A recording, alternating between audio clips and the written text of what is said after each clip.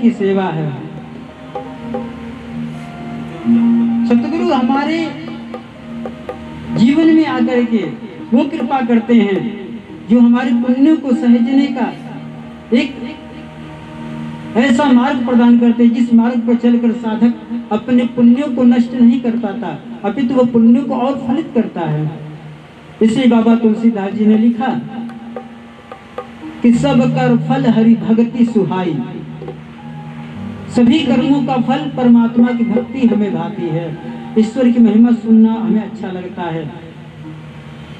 और आगे कहते हैं सो बिन संत न काहू ही पाई, बिना संत के कृपा के आप प्राप्त नहीं कर सकते। अर्थात गुरु बहन कहती है कि क्या मेरी महाराज जी से बात हो सकती है। उधर से एकदम से उत्तर आया कि महाराज जी से कैसे बात हो सकती है, महाराज जी के पास टाइम है कहाँ है तुम्हारे लिए।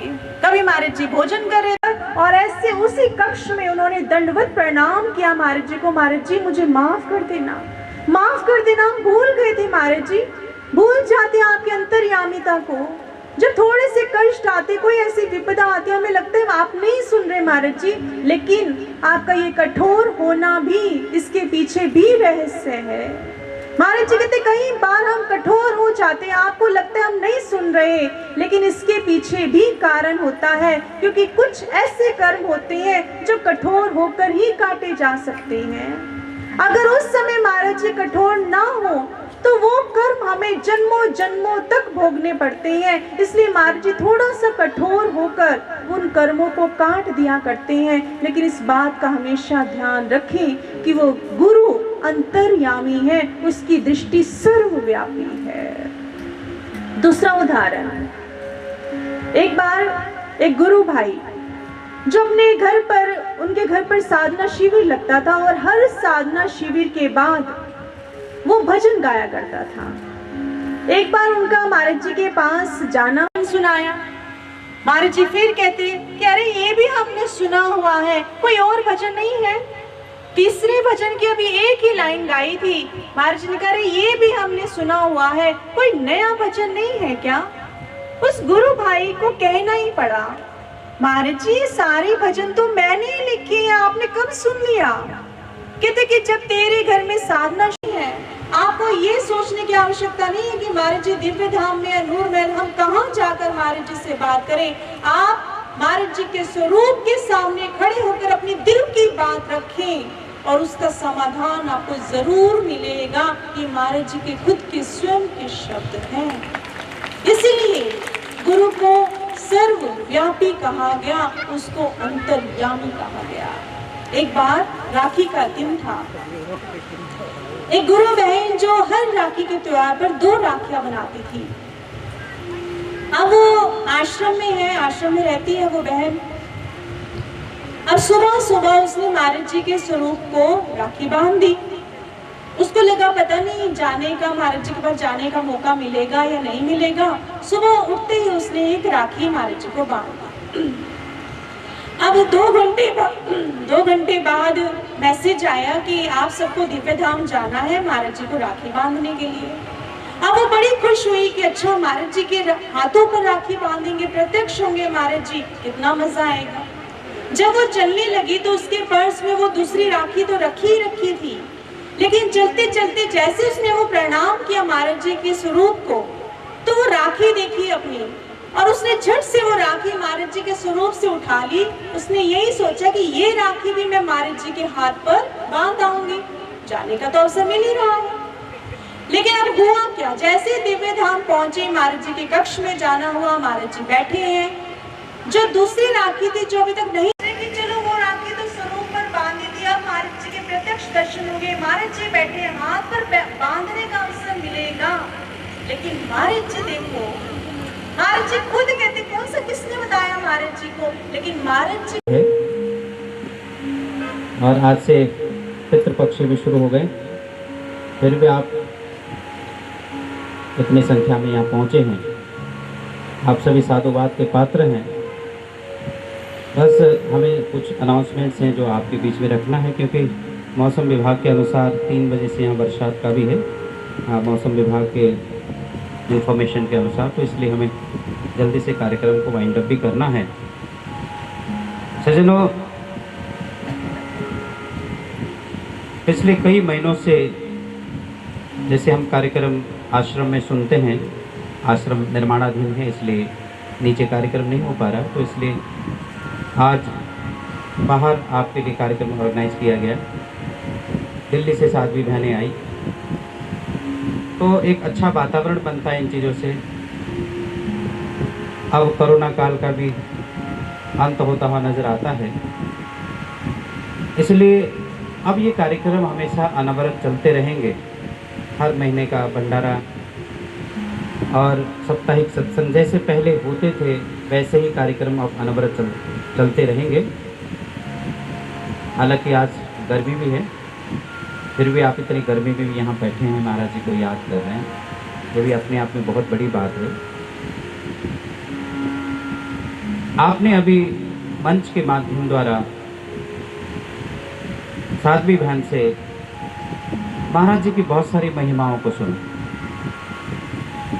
कि कहीं पर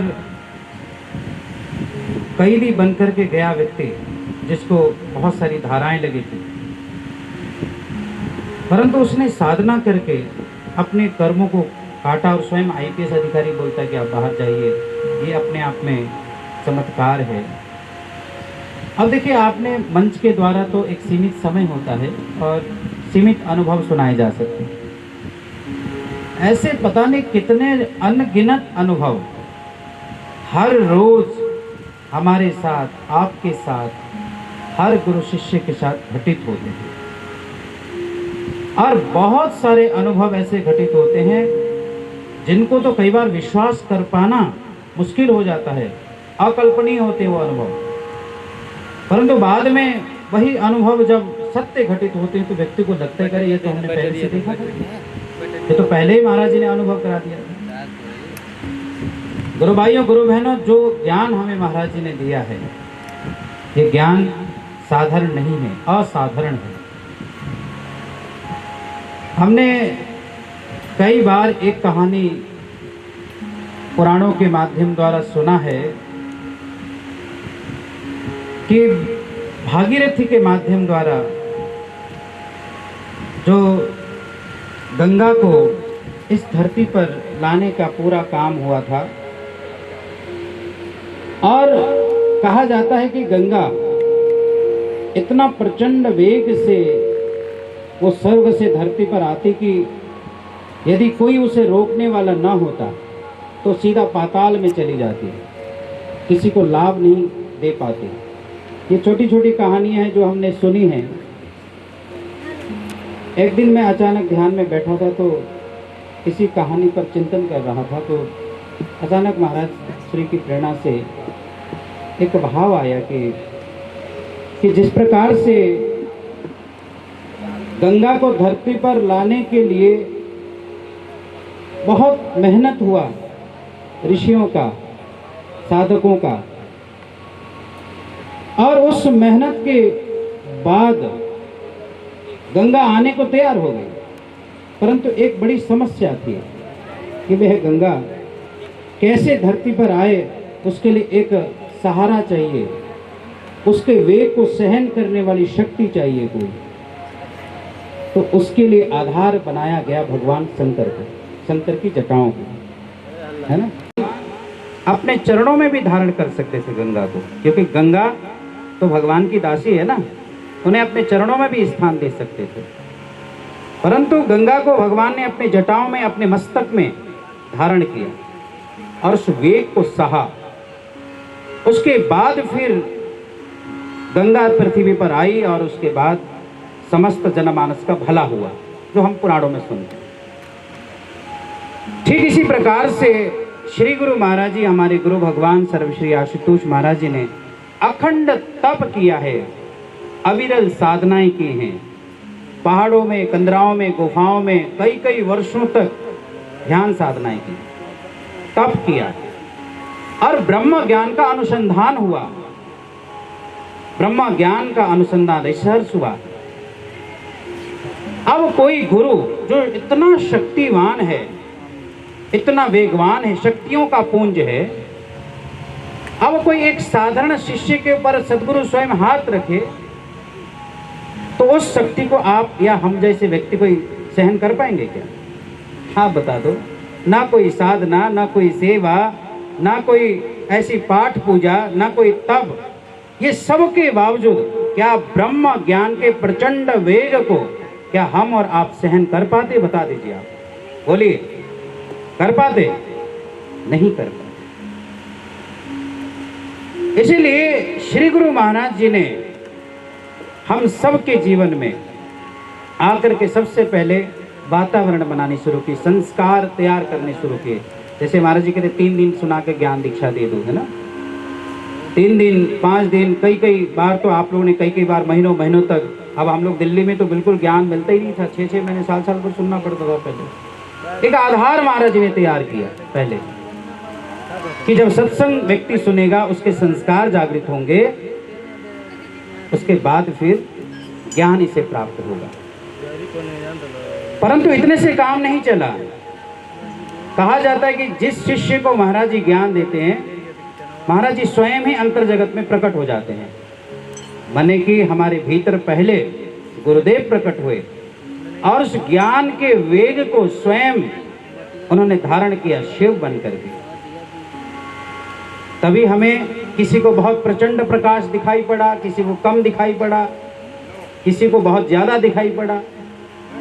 इसलिए जो चारों प्रकार की जो ज्ञान की धारा महाराज जी ने बहाई, यदि आपको अमृत बहुत ज्यादा मिल जाता तो समाधि लग जाती, फिर मुझे नहीं लगता कि आपका संसार में मन भी लगता।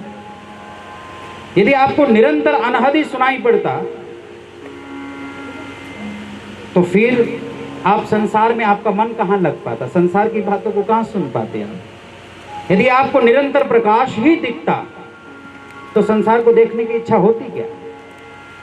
निरंतर केवल श्वासों का सुमरन में मन लगता तो ये फैक्ट्स हैं, ये सत्य है कि आप कहीं मन लगा ही नहीं सकते थे। इसलिए महाराज जी ने ये चारों प्रकार की अनुभूतियां जो गंगा की तरह है, वेगवान है, शक्तिवान है, इन्हें स्वयं अंतर जगत में जाकर के आपको उस शक्ति को कंट्रोल किया है। जितनी आपकी आवश्यकता थी उतना ही गुरु महाराज जी ने आपको दिया है। ये सत्य है, क्योंकि इतना भगवान के प्रचंड प्रकाश के वेग को कौन सहन करेगा? ऐसी अनहद नाद की शक्ति को कौन सुन पाएगा?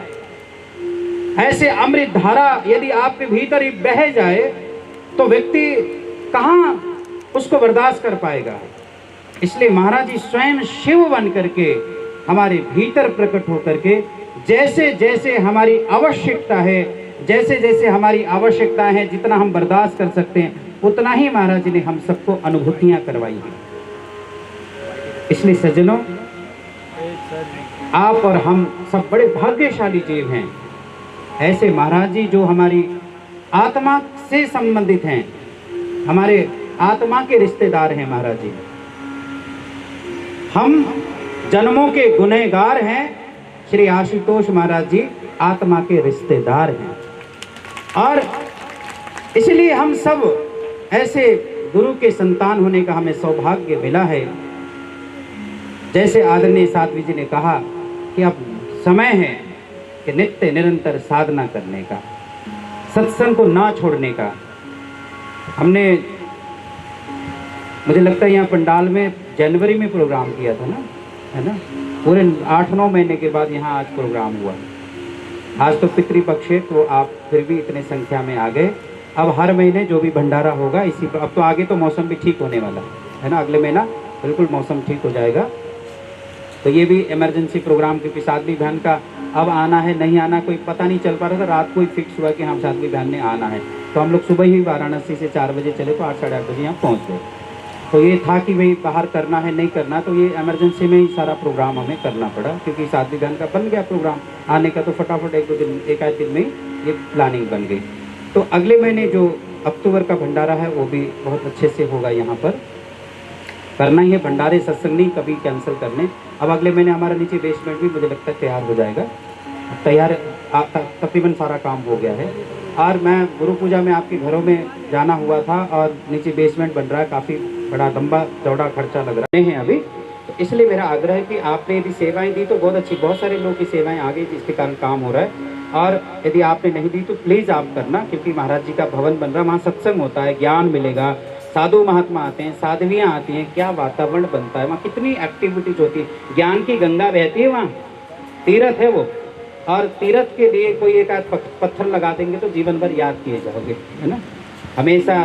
क्योंकि एक पत्थर नहीं व्यक्ति लगाता है, बल्कि वो भी ज्ञान ही दे रहा है, क्योंकि वो जगह बनती है, वहाँ बैठाया जाएगा तभी ना ज्ञान मिलेगा। तो आधार तो आपने दिया ना, इसलिए मेरा आग्रह रहेगा कि आप जो कुछ भी आप नीचे अभी कोटा पत्थर लगना है, ऐसा कभी नहीं। गुरु महाराज जी की जो ज्ञान गंगा है, इसको संभालने के लिए तपस्वियों का शरीर चाहिए, तपस्वियों का तन मन चाहिए। आज महाराज जी छोटे से उम्र से ही, आज 12 साल से 40 साल के उम्र के लोगों का महाराज जी जो जिस तरीके से निर्माण कर रहे हैं, वो वही तपस्वी बनेंगे जो महाराज जी की ज्ञान गंगा को धारण। दिव्य ज्योति के साथ साथ युवा परिवार के भी उसी प्रोजेक्ट के अंतर्गत आज पूर्वांचल को बोध नाम का प्रोजेक्ट मिला हुआ है। आप सारे युवा जानते हैं, हमारे युवा सबसे ज्यादा नशा से ग्रस्त होते हैं। इसी को देखते हुए श्री गुरु महाराज जी की नजरें बोध नामक प्रोजेक्ट के माध्यम से हमारे यूथ के बीच आई हुई हैं। तो इस बोध के अंतर्गत हमारा एक कैंपेन चल रहा है जिसका नाम है संकल्प। इस क्वार्टर में हमें संकल्प नाम का एक कैंपेन मिला हुआ, उसके थ्रू आज एक प्रोग्राम होने जा रहा है। इतनी बड़ी जनसमूह के अंदर साधना एक बहुत एक अवसर होता है हमारे लिए, इसलिए उसका भी सेशन बीच में होगा। वो सभी आप लोग बहुत मन लगा के कीजिएगा। ये सभा बहुत दिनों के बाद हो रही है और सभी लोग बहुत ही मन लगा करके कोई भी हिस्सा इस एक्टिविटी का मिस न कर। अगर कोई भाई या किसी भी भाई को कुछ भी समझ में आता है तो वो हाथ उठा सकता है।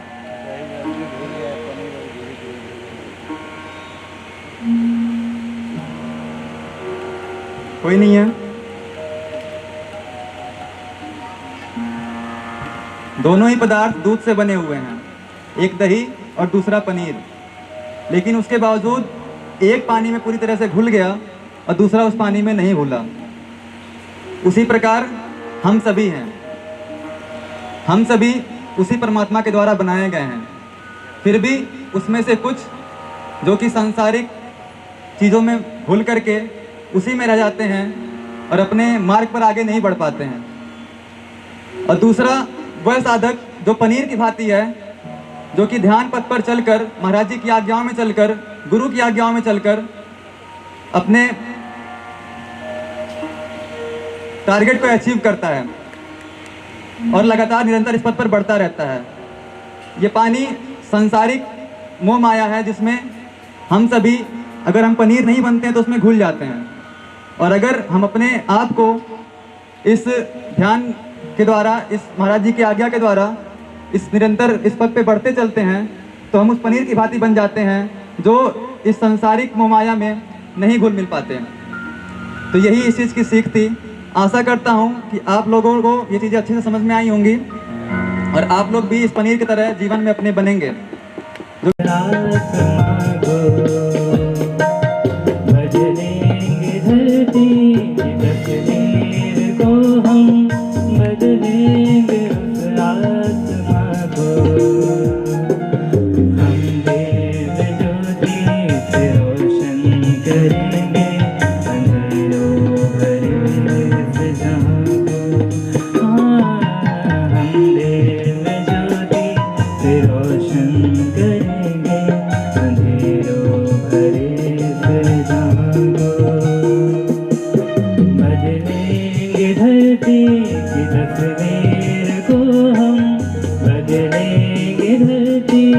तस्वीर को हम बदलेंगे।